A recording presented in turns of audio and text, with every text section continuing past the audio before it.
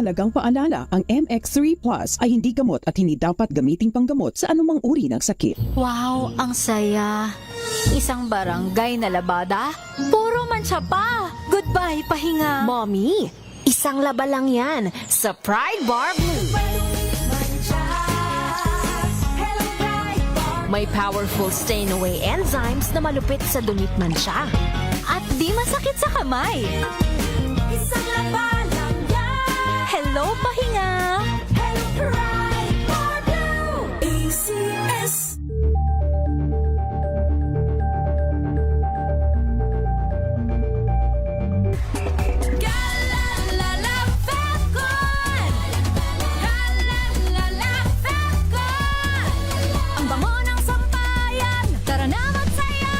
Calefacton, amoy nakaka-joyful.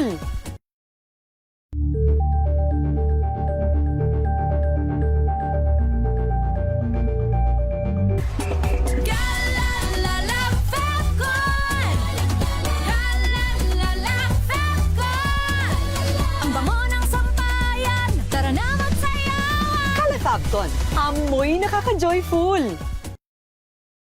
Sa lahat ng bagay, simula pa lang, siguraduhing max protection na. Kasi pag kulang ang proteksyon, baka madaling masira. Sa ngipin, dapat may max protection din. Max sa alaga ng Unique Toothpaste. With Max Protect Formula, helps stop cavities before they start, while keeping breath fresh. Try Unique Maximum Fluoride Protection. Para max sa alaga, max protektado. ACS.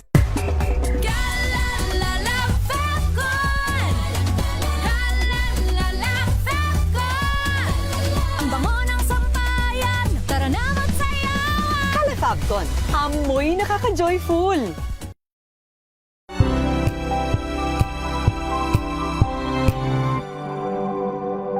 Tinesting, sinuri, siniyasan.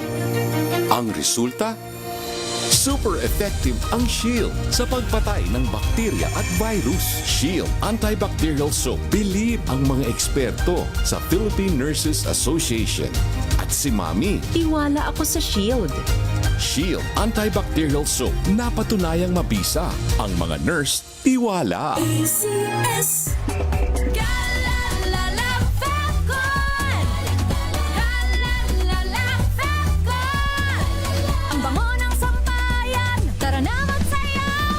Calefacton, amoy nakaka-joyful. Here are top 3 reasons why you should get your hands on MX3 capsule. 1. It has alpha, beta, and gamma mangosteen. 2. It's cholesterol and fat-free. 3. MX3 is proudly Pinoy made and has garnered multiple international awards. So what are you waiting for? Dito ako sa tested and proven ko na. MX3, dito ako bilib. Mahalagang paalala, ang MX3 capsule ay hindi gamot at hindi dapat gamiting panggamot sa anumang uri ng sakit.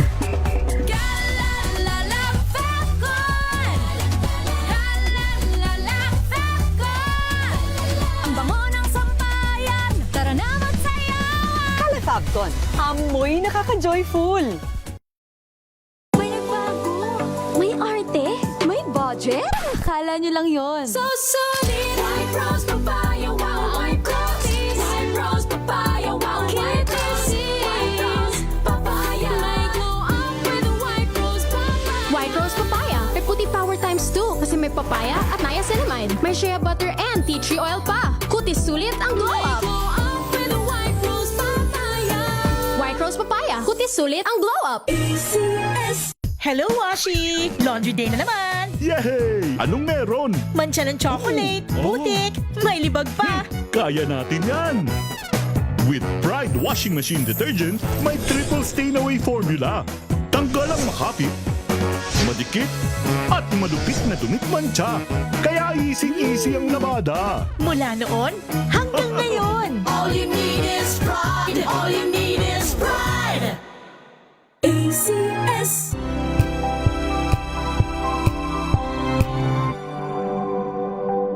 Sa loob ng 86 na taon, DZRH ang naging kaagapay ng mga Pilipino sa balita, sa serbisyo at sa bawat kwento. 86 na taon ng tiwala at sa mga darating pang taon, mas pinalakas at mas pinagtibay para sa Pilipino. DZRH. Una sa Pilipinas, una sa Pilipino. Serbisyong tapat sa'yo, DZRH.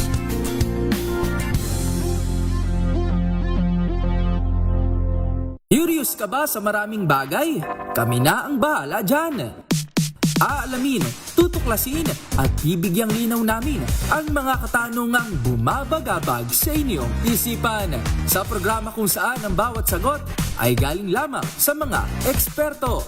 Ang Expert's Opinion, tuwing linggo 3:00 ng hapon, dito lang sa DZRH TV.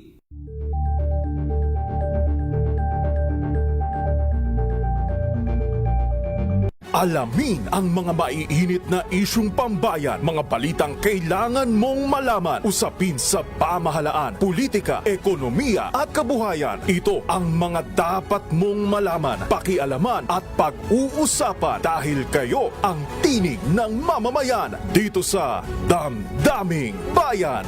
Live sa DZRH Radio, DZRH TV at DZRH Digital. Kasama sina Lakay, Deo Macalma at Elaine Apit. Araw-araw, Lunes hanggang Biyernes. Damdaming Bayan.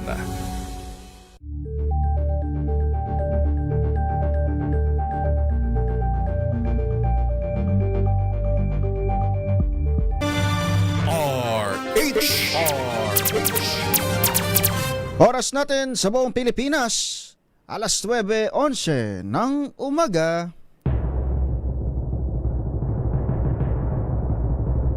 And the Golden Dove for Best Field Reporter goes to Giselle Ricafort, DZRH. Ito na ang 28th KBP Golden Dove Awardee, Best Field Reporter, si Giselle Ricafort. Kasama si Edniel Parosa sa DZRH Stories Pinoy Documentaries. Kwentong dapat mong malaman. Kwento ni Juan de la Cruz sa araw-araw na balitaan. Mga muka sa likod ng headlines. Pakinggan at kasangkutan. DZRH Stories Pinoy Documentaries. Kasama sina Giselle Ricafort at Edniel Parosa sa DZRH Radio, DZRH TV at DZRH Online. DZRH Stories. Malaking bagay.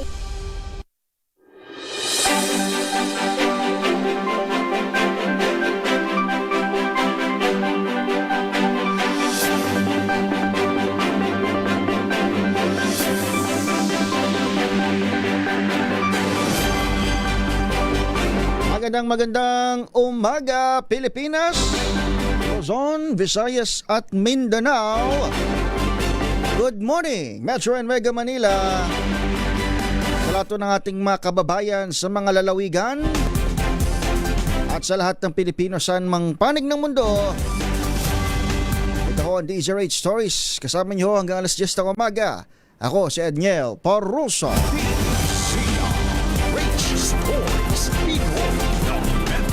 Marami ho tayong mga balita, mga malalaking issue hong sinubaybayan itong nagdaang mga linggo. Of course, unang-una dyan yung mga major development pagdating ho sa flood control cases pa rin at yung impeachment proceeding sa Kamara. Kanina ho narinig nyo ho si Manang Milky Rigunan sa kanyang isyong pambayan.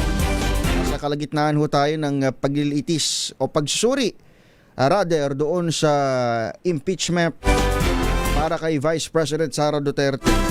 Siyempre may mga malalaking balita rin yumanig sa atin gaya nitong over the past 2 weekends na ho ito. Ito na ho yung papasok na ho tayo sa pangalawang linggo ng pagtanong naaresto nga ba talaga si former Congressman Saldico?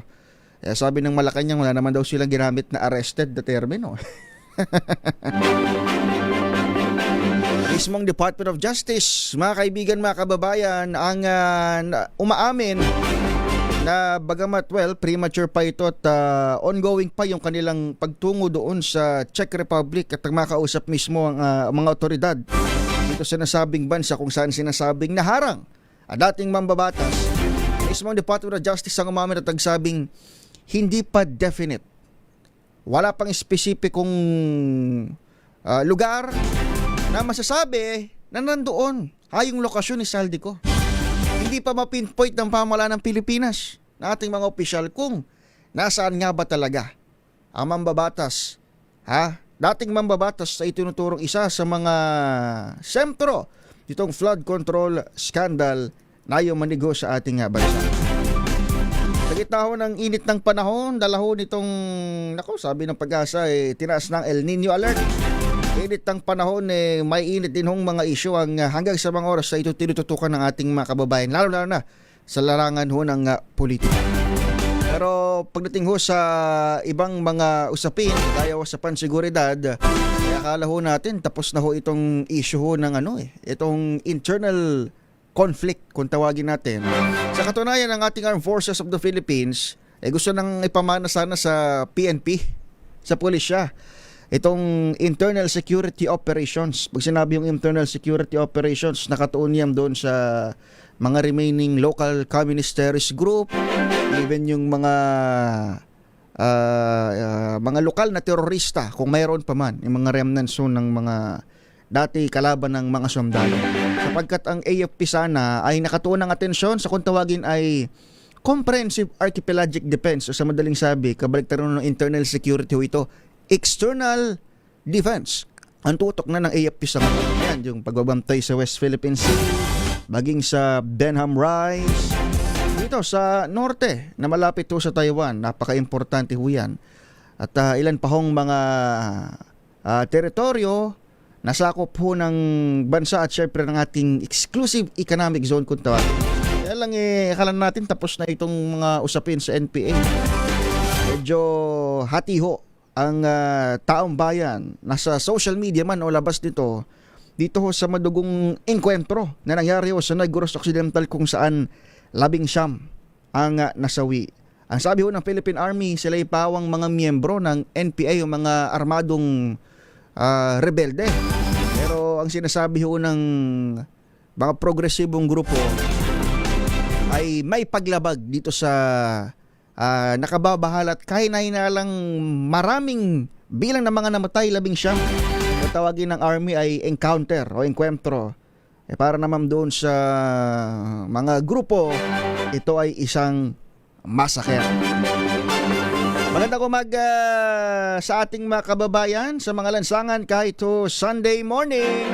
Mga may biyahe, ayan, may mga gala, family day man yan, church day, o kung ano-ano pa, gamitin niyo ho kaming background para ho sa review ang atin hong mga usapin at syempre kung paano ito makakaapekto sa atin hong mga buhay-buhay.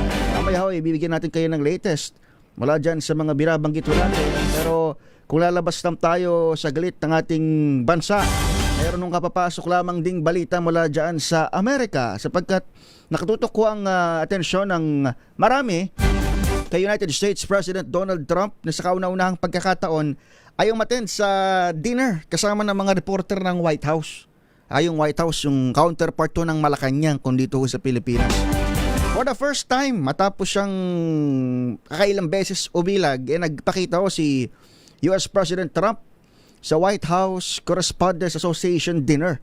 Pero sa kalagitnaan ho ng event, makikita niyo ho doon sa mga kuha ho ng newswire na Reuters, pinapakita ho natin ngayon sa ating RH News Television, ay idilikas ho si Trump dyan ho sa nasabing dinner dahil nagkaroon ng shooting incident.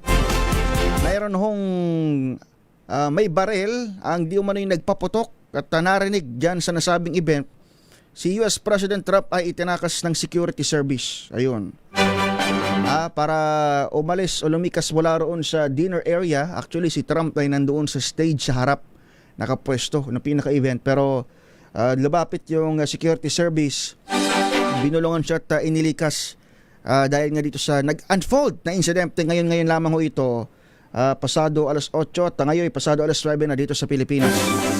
At sa Amerika ay tuloy-tuloy pa yung tangkang pagsupil ng SS Security Service na kanilang otoridad dito sa nabanggit na armadong nagpaputok dyan sa dinner na yan sa Amerika.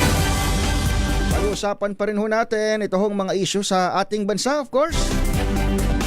Ano pang mga development dito ho sa ating bansang Pilipinas. Standby lamang ho kayo hanggang alas 6 tayo ng umaga. Mula sa tindahan ni Aling Nelia, ako si Edniel Parrosa. Alas 9:20 ng umaga. Ang oras na yan ay hatid sa inyo ng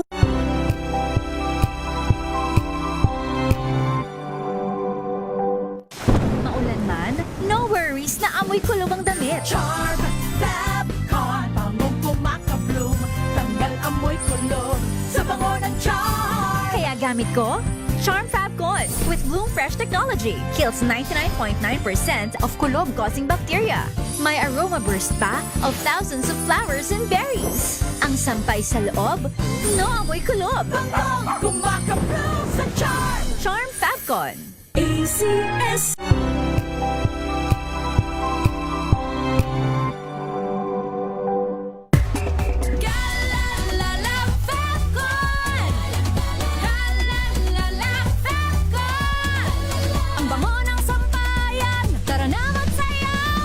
Fabcon, amoy nakaka-joyful.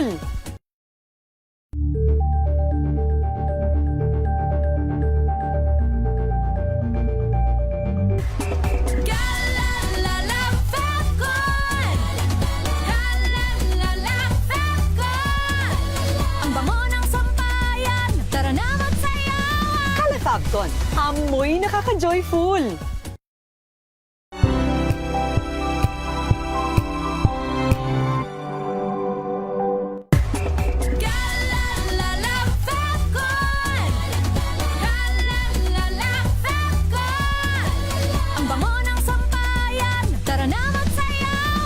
Fabcon, amoy nakaka-joyful.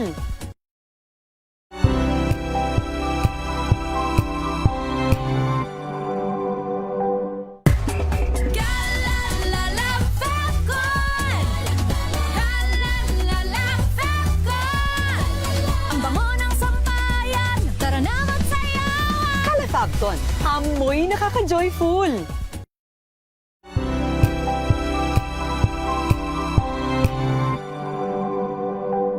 Sa loob ng 86 na taon, DZRH ang naging kaagapay ng mga Pilipino sa balita, sa serbisyo at sa bawat kwento. 86 na taon ng tiwala at sa mga darating pang taon, mas pinalakas at mas pinagtibay para sa Pilipino. DZRH. Una sa Pilipinas, una sa Pilipino. Serbisyong tapat sa'yo, DZRH.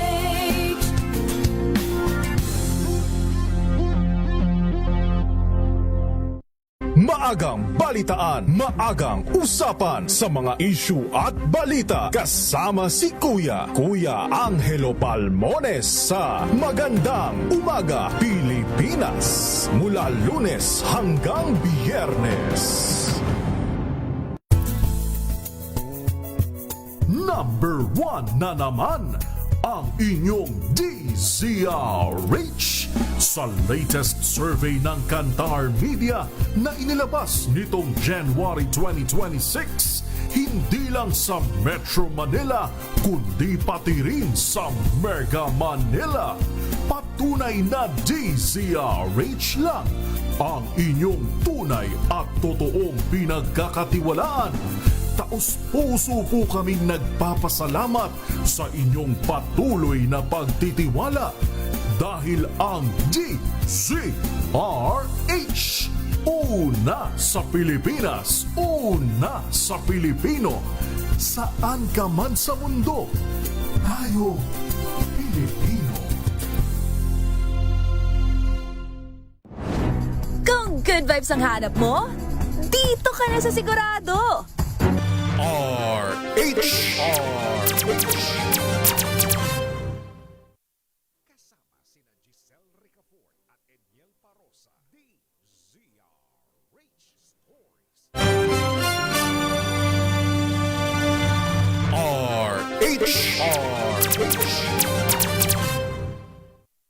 Kasama sina Giselle Ricafort at Edniel Parosa. DZRH Stories, Pinoy Documentaries. Bulbulan traffic, kinat ka ba ng jeep?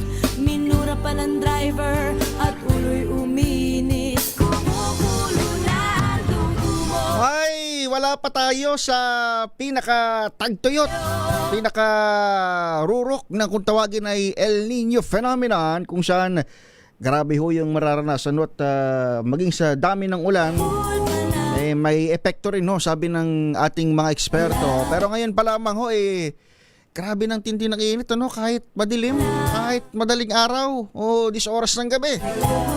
Ingat ho sa atin ho mga kababayan, lalo na yung may mga lakad ho ngayon. Alam natin kapag someday, marami ho nalabas o tinatry lumabas ng kanilang mga bahay para makabawi-bawi naman. Pero sabi ho ng Pag-asa, posibleng umabot sa mapanganib na antas yung init hong mararamdaman, yung kung tawagin heat index sa 14 na lugar ngayong araw ho ito ng Sunday, April 26. Pag uwi ng bahay, amoy alak pa siya. Posible raw umabot sa 45 degrees Celsius. Ito ho'y nasa danger level category.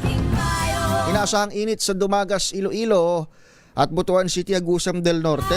Kanina kausap natin si Ma'am Veronica Torres ng Pag-asa, pati raw dyan sa may La Carlota City, sa may Negros. Mga kababayan nating mga Ilonggo, Iloilo at Negros, maaaring umabot sa 44 to 45 degrees Celsius. Itong init na taglay o mararamdaman ho ng inyong mga katawan ngayong araw na ito ng linggo. Mayroon pang 12 mga lugar maliban ho sa mga binabanggit natin makaranas ng 42 to 44 degrees Celsius na heat index. Again, ito ay pasok sa danger level category. Kabilang dito ang ilang bahagi ng Bulacan, Cavite, Palawan, Iloilo, Negros Occidental, and sinabi na natin, Samar, Leyte at Cotabato City.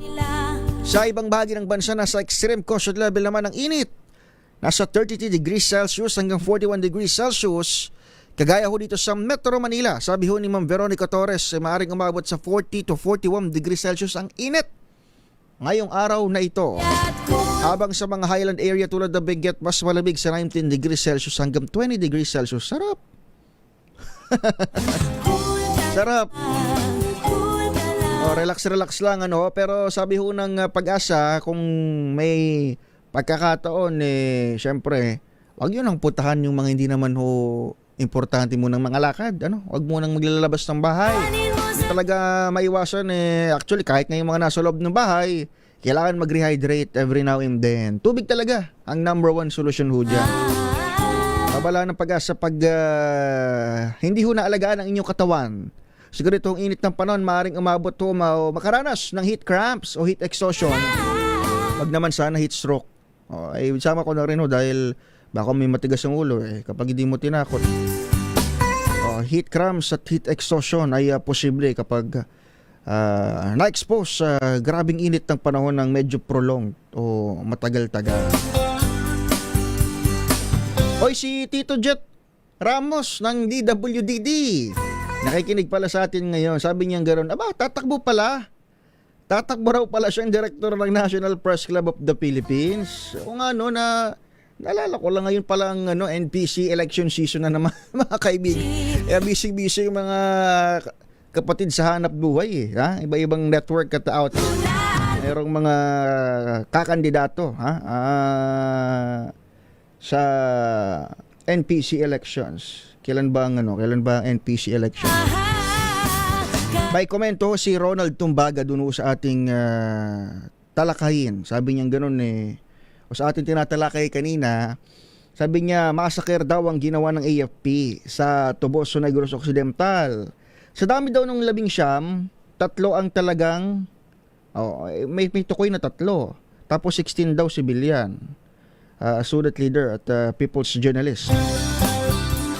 Dapat investigahan agad ng CHR. Para naman sa AFP, ito ay intelligence-driven operation kung saan nakakuha sila ng 24 na armas, 24 na armas na nagpapatunay raw ng isang armadong grupo yung kanilang nakasagupa o nakaenkwentro dito ho sa Toboso, Negros Occidental.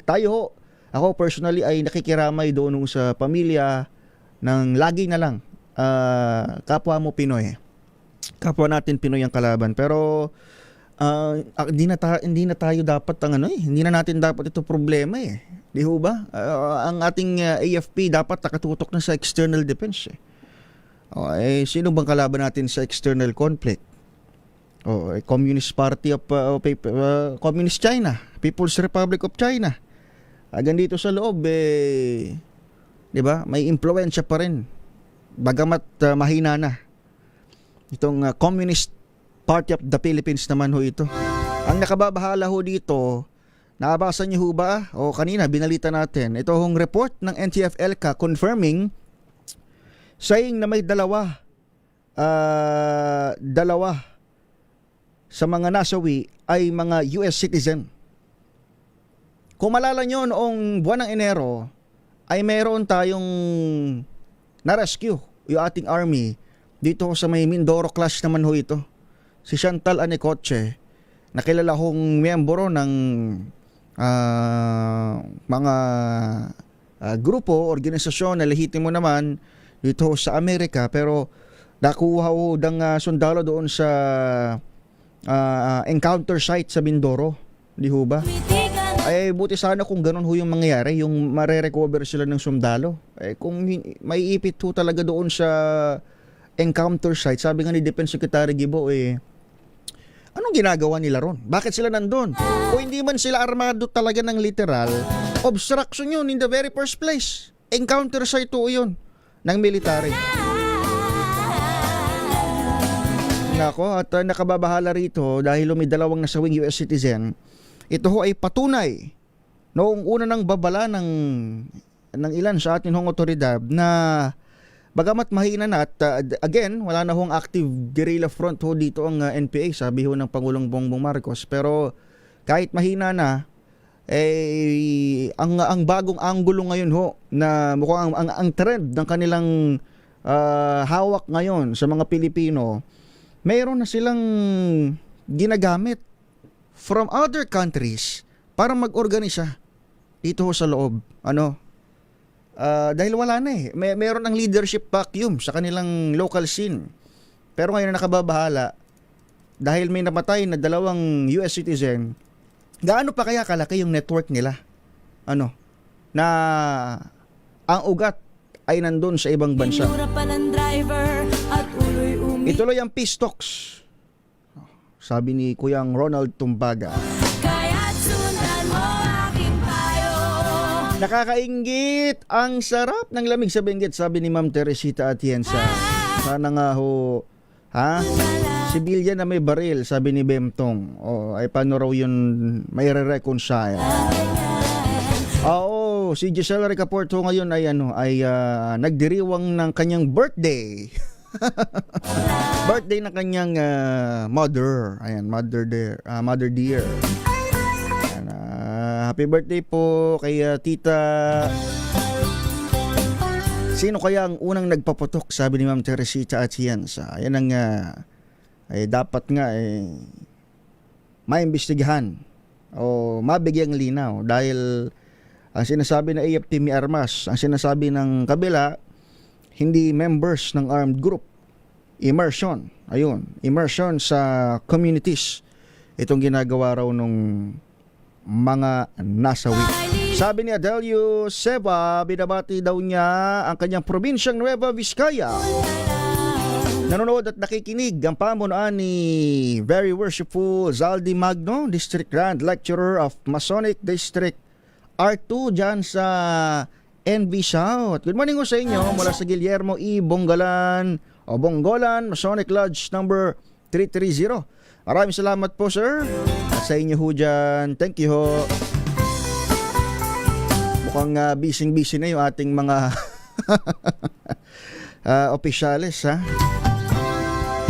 Ay ongoing ho ang balikatan na exercises pagdating ho sa military. Pagdating naman ho sa police, preparing na sila.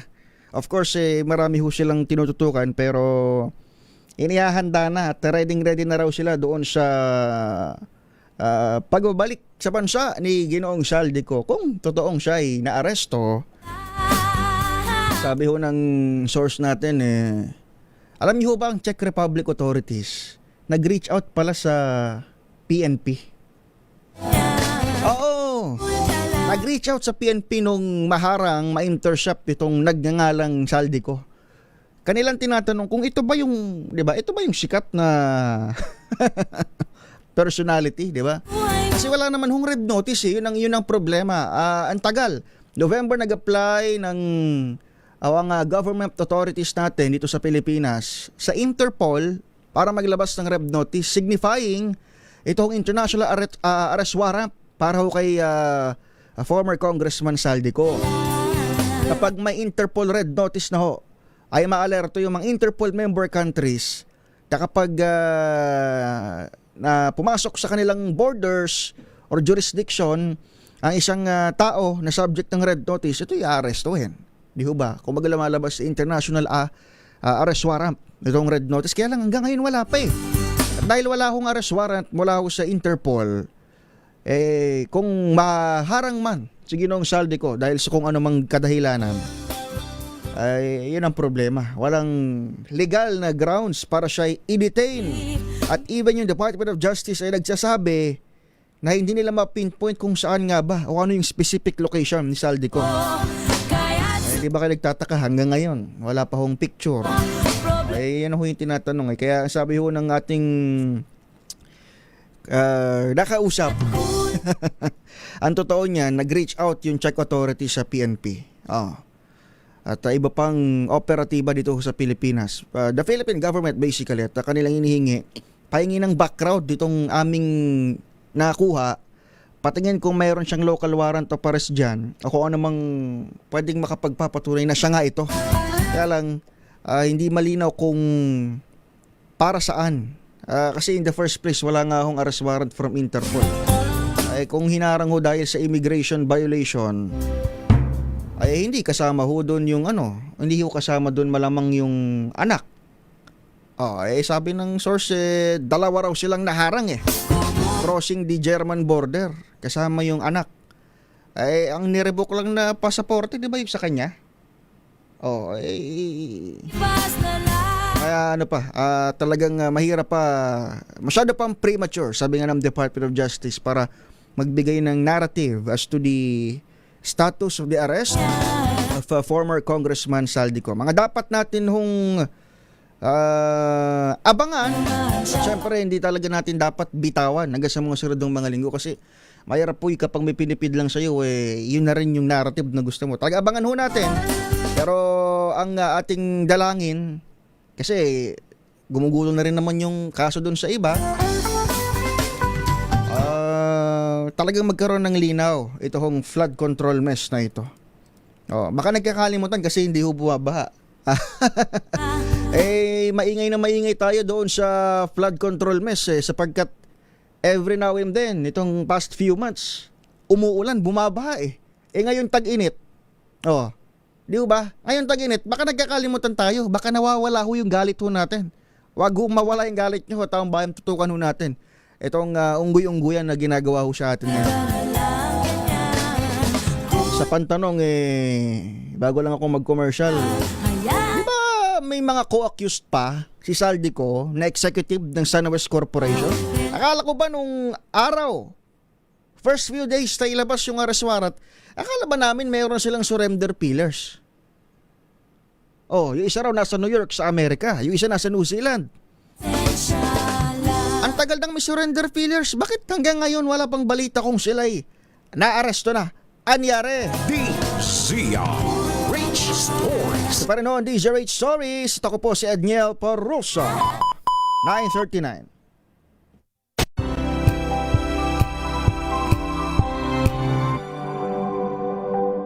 Sa loob ng 86 na taon, DZRH ang naging kaagapay ng mga Pilipino sa balita, sa serbisyo at sa bawat kwento.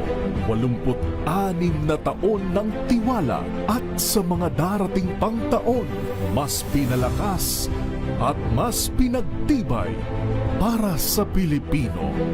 DZRH. Una sa Pilipinas, una sa Pilipino. Serbisyong tapat sa'yo, DZRH.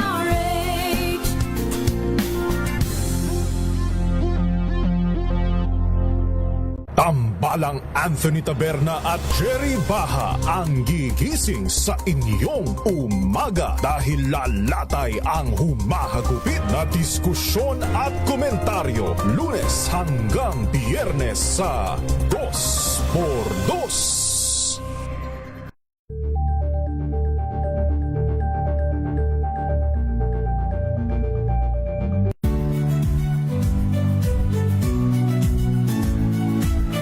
Magandang araw mga kaibigan. Ito po ang inyong balerina ng bayan, si Lisa Makuha Elizalde, na nag-aanyaya sa inyong samahan kami at ang aming mga espesyal na panauhin para sa kalahating oras ng masayang kwentuhan sa aming programang Art to Art, kung saan ang usapang sining at kultura ay para sa lahat. Huwag kaliligtaan, tuwing linggo, alas 3:30 ng hapon, dito lamang sa DZRH Radio, DZRH TV, at via online streaming.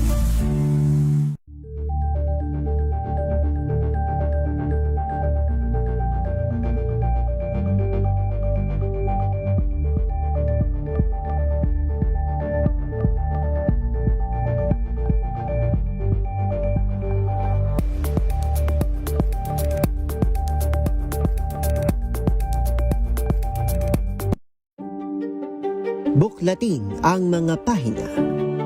Pakinggan ang boses ng lipunan. Tunghayan ang mga issue mula sa ibang katayuan. Nakakalungkot kasi deserve ba namin ng ganito? Na hindi nila alam kung ano talaga yung kanilang mga karapatan. Yung gobyerno, tinulungan nila yung kanilang magsasaka. Pinapatahimik tayong lahat using various laws. Through education, kayang-kaya nating baguhin yung ganitong klaseng pag-iisip. Isang kwento, iba't ibang anggulo. Dito, sa Point of View.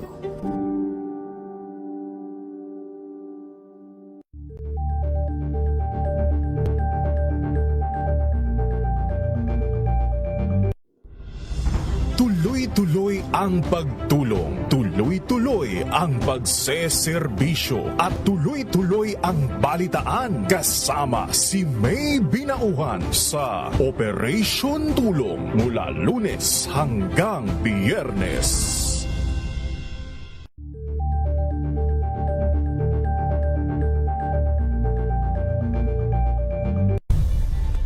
Nagsimula sa pangarap hanggang sa maabot ang tagumpay.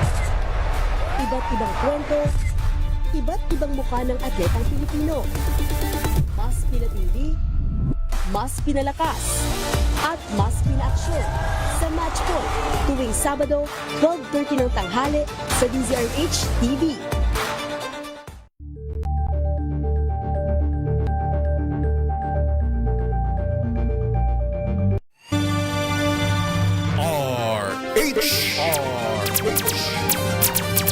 Kasama sina Giselle Ricafort at Edniel Parosa. DZRH Stories, Pinoy Documentaries. Oh, darling, please believe me.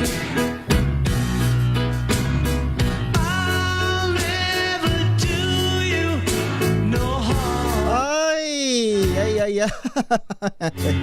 Inaabangan natin yung pag-unfold talaga ng mga kaganapan sa Miyerkules diba? Talagang natataburan na ibang gaano mang kalalaki ang ibang issue tumitigil ang mundo kapag isinasalang ho ang topic patungkol doon sa impeachment sa pangalawang pangulo na by the way noong dinidinig o nung umarangkada ulit itong pag-resume ng impeachment no show. No show sa Kamara. Nag-release pa ng statement patungkol sa Earth Day ba yun? Sabi naman nag-comment, unbothered queen. Ay kaya lang, mukhang tatapusin na. Target na tapusin ng House Committee on Justice ang mga pagdinig na yan come Wednesday, April 29. Kanina narinig niyo ba yung panayam ni Manang Milky Regonan kay Congressman Terry Ridon ng Bicol Sero? Isa ho sa mga highlight at aabangan natin itong pagsalang ho ni Director Melvin Matibag ng National Bureau of Investigation. Sir, good morning ho sa inyo. Morning kay kahit kaya bati na rin natin si Judge Jimmy Santiago, lagi nakatutok yan dito sa DCRH News. Sinasabi ni Congressman Ridon etong dapat na antabayanan dahil mukhang NBI ang may hawak ng konkretong mga impormasyon patungkol doon sa yung pinaka-controversial, sabihin na natin, na ginawa ng Vice President over the past few years at ginagawa ngayong sangkalan o salik ng impeachment hearings o kanyang umano'y banta o banta. Ay, wala nang umano kasi napanood nating lahat Pangulong Bongbong Marcos, kaya na nag-uusapan dito kung yung gravitas ba, yung salita niya bang yun ay tunay siyang may kinuha or whatsoever. Sabi ho ni Congressman Ridon dito sa panayam ng DZRH, itong magiging pagsalang ni Director Matibag ang maaring makasagot doon sa tanong kung mayroon nga ba talaga o wala na kinuha ang Vice President Sara o naman koneksyon o may koneksyon dito sa kanyang online banta sa pamilya, kaligtasan ng first couple maging ni former Speaker Martin Romualdez. Sabi ni Congressman Ridon, the video will speak for itself. Ano talaga yung banta? Hindi na siya umano'y Ang problema, kung may kinuha ba siya talaga o hindi, si Vice President Sara. Pero sabi ni Director Matibag kahapon sa Saturday News Forum, ay mukhang may lead daw. Mayroon ng lead ng NBI patungkol dito sa banta di umano ni Vice President Sara kay sa first couple, President Bongbong Marcos at First Lady Liza Araneta Marcos. Kung malala nyo, ang kanyang banta roon, kapag may nangyaring masama raw sa kanya, mayroon na raw siyang kinausap ngayon para itumba ang ating presidente. Grabe naman parang pelikula. Parang sa US lang kapapasok lamang hong balita kanina. Ito hong first appearance ni US President Donald Trump sa White House Correspondents Association dinner. Mga ilang beses niyang inilagan. Pero kung kailan ho siya sumulpot at naging present, saka naman nagkaroon ng insidente ng pagpapaputok. Ayun, may nag-fire daw doon sa same building or compound kung saan isinasagawa yung dinner. Dahilan para ilikas si President Trump ng US Security Service. Naku, lalaki nung mga problema nyo sa politika nadadamay ang lahat. May damay tayong lahat. Pero may good news din ho tayo kanina rin ho sa dito naman sa panayam ni Ms. Let Narciso sa Maynila. Ito ang Pilipinas. Meron palang e-transport loan. May 2 billion pesos na pondo na inilunsad ang Department of Trade and Industry sa pamamagitan ng SB Corporation. Tagal kong di narinig yung SB Corporation, bosset. Suki natin to nung pandemic di ba? COVID pandemic. Ang Small Business Corporation under ng DTI ay mayroon palang e-transport loan ba? Magandang balita ho ito Ito ay para ho doon sa mga transport operators na gustong mag-shift o lumipat sa pagmamaneho ng electric vehicles. Takin mo yan, ano? Mayroong pondong inilaan na 2 billion pesos kabuuan na buong pasilidad na ito para mag-respond doon sa krisis sa presyo ng produktong petrolyo. Ayun, at syempre ang target nito, may ensure na tuloy-tuloy yung mobility ng ating mga kasama ho sa transport sector. Sabing ganoon maaari raw baka utang ng hanggang 1.5 million pesos per vehicle. Kita mo nga naman payable up to 5 years under competitive terms. Sabing ganoon, binabasa ko yung terms ng ng SB Corporation. 1.5 billion pesos per vehicle pwedeng utangin ho ng mga transport sector na gustong mag-ship into e-vehicle. Maganda na rin ito sa kadahilan ng una ay magkakaroon tayo ng, di ba, other options. Ito ang ating mga kababayan, malalo yung mga naghahanap buhay gamit ho yung sasakyan na de crudo o de gasolina. Magkakaroon tayo ng other options para ho makapagmaneho o makakagamit, makapag-transport sa electronic vehicles. At the same time, ito hong gobyerno ng Pilipinas dapat talagang sinusulong na matagal. Ito hong bawas ng pagsamdal sa paggamit ho ng langis. Ayun. Dito na tayo sa may renewable energy. Electronic vehicle. Kung may mga interesado sa inyo, lumapit ho doon. Magandang programa ho ito. Mag-inquire sa SB Corporation na to. At tignan ho nito. Makapasok kayo sa programa. Pero sa kabila ho niyan ay talagang malaki-laki ho yung dagok sa mga nasa pampublikong sakyan. Ito hong kinaharap ho nating krisis sa produktong petrolyo. By the way may good news pa rin naman talaga dahil come Tuesday ay mayroon tayong third straight week of rollback, lalo-lalo na sa diesel na gamit ho ng mga tsuper ng jeepney.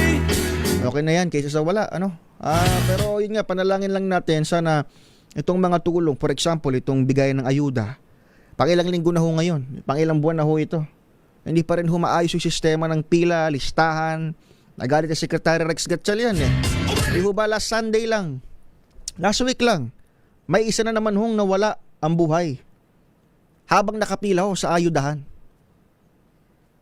I don't know, pero di ho ba, sana ho na nawawasak yung ating puso sa ganitong senaryo para sa ating kababayan. Ang pinakahuling moment niya o yugto sa buhay ay nakapila siya, nanlilimos ng tulong. Ito ho yung senaryo, yung katotohanan dito ho sa ating pagiging ayuda country, ayuda nation, itong Pilipinas. Ayuda, ang pinaka-proyekto ng administrasyong ito. Since day one, ayuda.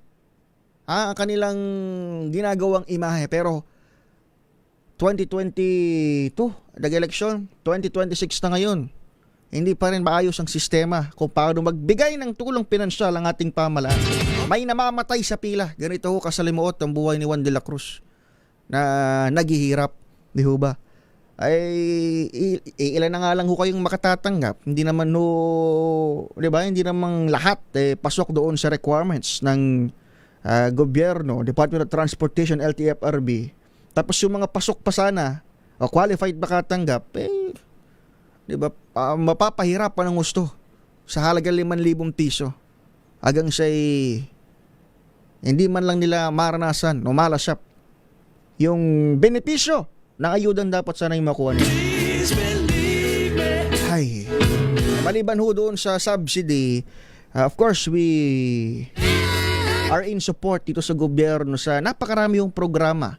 Kagaya ho kanina binanggit ko nga yung e-transport loan ng SB Corporation. Gayon din sa DOTR, LTFRB, yung service contracting program na nilaunch recently. Kaya lang kung sinusundan nyo ho yung mga ulat ho ng DZRH reporters sa ground, ang katotohanan ho niyan, marami ho doon sa mga ruta na ipirnes-release ng DOTR na dapat meron ng service contracting, wala pa hong bumabiyahe hanggang sa mga oras na ito.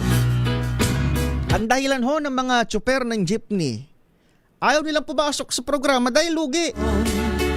Kung ibibigay sa kanilang pera, ilang krudo lang daw yun. Tapos required pa sila magbigay ng diskwento para sa ating mga mananakay. Yung 20% discount under service contracting program ay on top of the 20% pa ng mga estudyante, senior citizen. Ang lagay ngayon, 40%, 20 to 40% ang diskwento na maaring maibigay doon sa ating mga mananakay o commuter. Lugi ang aray ng atin hong mga tsuper ng jeepney. Peramtahan natin itong Pasig Palengke. Wala raw sa kanilang mga nagpa-under dyan, service contracting program. Dito rin sa may Mandaluyong yung biyaheng Patanay at iba pang bahagi ng Rizal, dyan sa may crossing, 2 terminal, actually 3 terminal ho yan. Wala ho sa kanilang sumasali. Either hindi nila alam na may gano'n ng gobyerno o yung isa, alam nila, yung isang terminal, alam nila pero lugi. Nag-aalangan silang sumali, yung grupo ho nila. Masaklap po nito yung ilan sa ating mga kababayang jeepney drivers at operators mas pinipiling magpa-under service contracting sa private sector. Diba? Granted sila ng prangkisa ng gobyerno. Dapat nagsisilbi sila sa publiko, pero dahil sa hirap ng buhay at krisis sa presyo ng langis, pumayag silang maging service ng mga empleyado ng pribado. Mas malaki ang kitaan, tapos mas malaki rin mas maayos din ang sistema. Bakit kanyo? Libreng sakay. Libreng sakay binibigay doon sa empleyado ng isang BPO company dyan sa EDSA Crossing. Ang kapalit nun, babayaran sila. Inaarkila yung jeepney. Diba? LTFRB, public utility jeepney ho yung pinag-uusapan natin, pero inarkila na ho ng private. Parang, diba? Kung gagawin natin technical, baka labago ito doon sa kanilang franchise ko. Dahil kaya lang, wala kung hindi sila didiskarte para mabuhay yun ng ganito, walang aasahan. US Secret Service, I stand corrected, Sir Ferdy Marukot Samson. Yung kay US President Trump, ayan yung kaninang nag-akay sa kanya palabas doon sa may event ng US Correspondents Association dinner. Ay nako, sabi ni Taiga Gagamin, karamihan hindi ko mabasa. Sa mga nakatutuko sa atin, sabing gano'n ni Ronald Tumbaga, laging naratibo ng AFP ng laban, tapos lalagyan nila sa tabi ng mga bangkay ng mga baril. Ayun sagot doon sa accusation ng AFP na may armado raw yung mga tao roon sa Negros. Binabati naman ni Tito Jet Ramos kanyang mga anak na sina Century, Harvey, Michael at Darren, natutok daw sa atin ngayon. Sa Devil Alia mula Santa Maria, grabe raw ang init at iba pang bahagi ng Bulacan sa mga oras na ito. Si Jiki Leda nakatutok din ho sa atin ngayong umaga.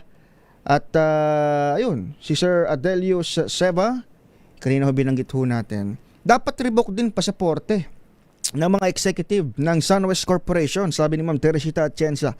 Kunwari lang yung surrender feelers. Hanggang ngayon, nga.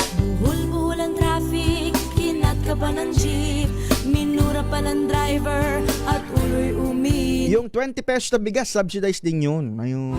Kaya naman kasi talaga ng gobyerno kumilos mag-subsidize para doon sa affected sectors. Ayusin lang nila yung implementasyon. Ayusin lamang yung implementasyon.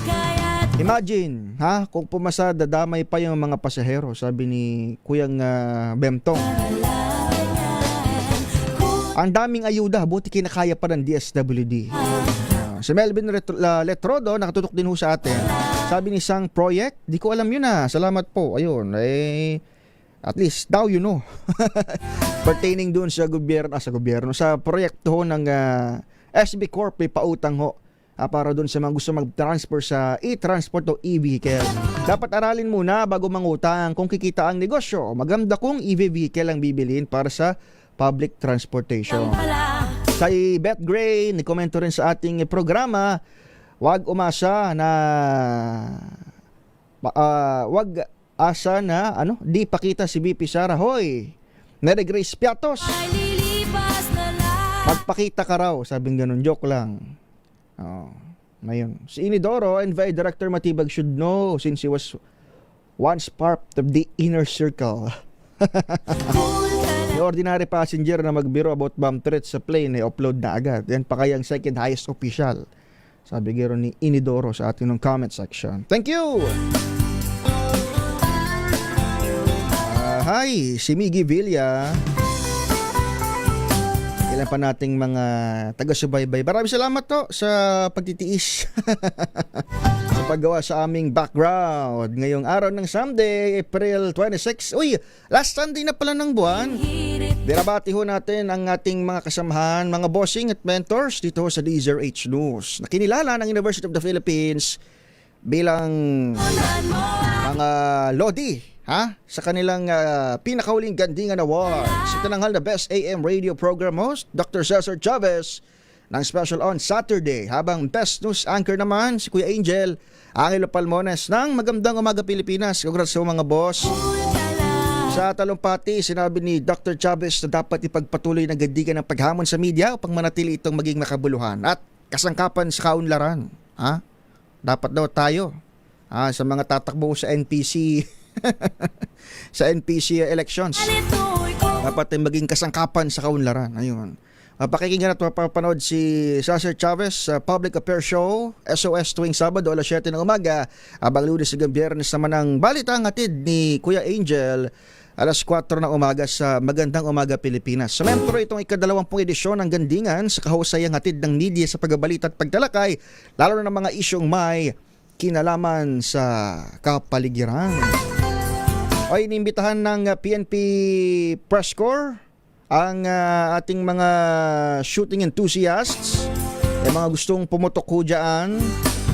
Saan na ba yung ating ayun, pakita nga natin sa RHTV ang ating 4th Invitational Shoot Fest ng PNP Press Corps National Headquarters Incorporated ay magsasagawa ho ng 4th Invitational Shoot Fest.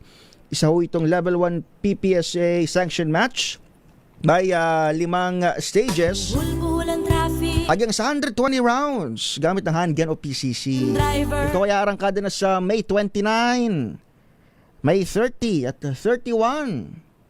Ito sa QCPD Firing Range sa Camp Karingal, Quezon City. Ulitin natin, May 29 to 31 pala. Sabi ko kanina April. May 29 to 31 pala.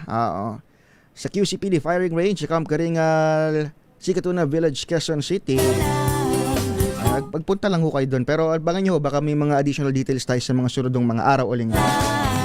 Ako po si Edniel Porrosa dito ho sa DZRH Stories. Minus si Celery Cafort muna. Susunod na sina Wina Porlesoro, Josa Cruzat sa programang Huntahan sa DZRH. 10:02 ng umaga. This time check.